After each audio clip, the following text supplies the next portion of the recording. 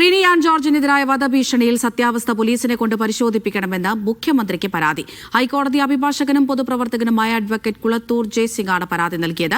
റിനി ആരോപണങ്ങൾ ഉന്നയിക്കുന്നത് വ്യക്തിഹത്യ നടത്താനാണ് എന്ന് പരാതിയിൽ പറയുന്നു.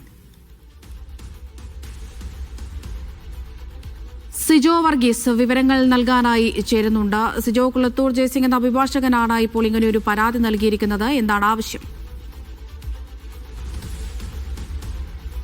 അമൃത, വധഭീഷണി എന്നുള്ള ആ ഒരു ആരോപണത്തിൽ മാത്രമല്ല, റിനി ഉയർത്തുന്ന ഓരോ ആരോപണങ്ങളിലും അതിന്റെ സത്യാവസ്ഥ അന്വേഷിക്കണം, അത് പോലീസിനെ കൊണ്ട് അന്വേഷിപ്പിക്കണമെന്നാവശ്യപ്പെട്ടാണ് മുഖ്യമന്ത്രിക്ക് ഇപ്പോൾ ഇത്തരത്തിലൊരു പരാതി ഈ ഹൈക്കോടതി അഭിഭാഷകനും പൊതുപ്രവർത്തകനുമായ അഡ്വക്കേറ്റ് കുളത്തൂർ ജയസിംഗ് നൽകിയിരിക്കുന്നത്.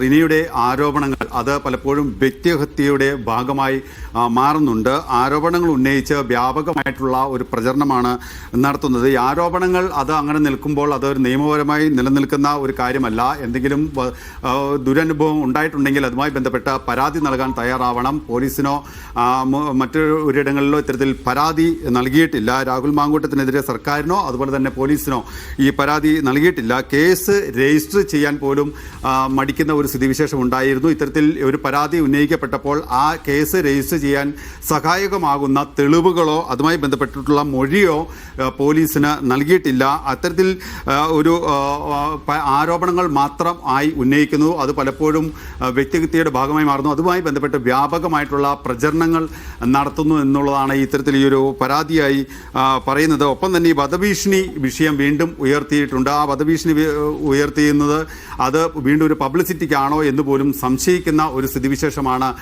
ഉള്ളത് എന്നും ഈ പരാതിയിൽ മുഖ്യമന്ത്രിക്ക് അയച്ച പരാതിയിൽ പറയുന്നുണ്ട്. മറ്റൊരു പ്രധാനപ്പെട്ട കാര്യം, ഈ രാഹുൽ മാങ്കൂട്ടത്തിനെതിരെ പേര് പരാതിയാണെങ്കിൽ കൂടിയും മോശമായ അനുഭവം രാഹുൽ മാങ്കൂട്ടത്തിൽ നിന്നുണ്ടായി എന്നുള്ള ഒരു ആരോപണം ആദ്യമായി ഉന്നയിക്കുന്നതും റിനിയാണ്. ഇത്തരത്തിൽ ഒരു ആരോപണം ഉന്നയിക്കുക മാത്രമാണ് റിനി ചെയ്തിട്ടുള്ളത്.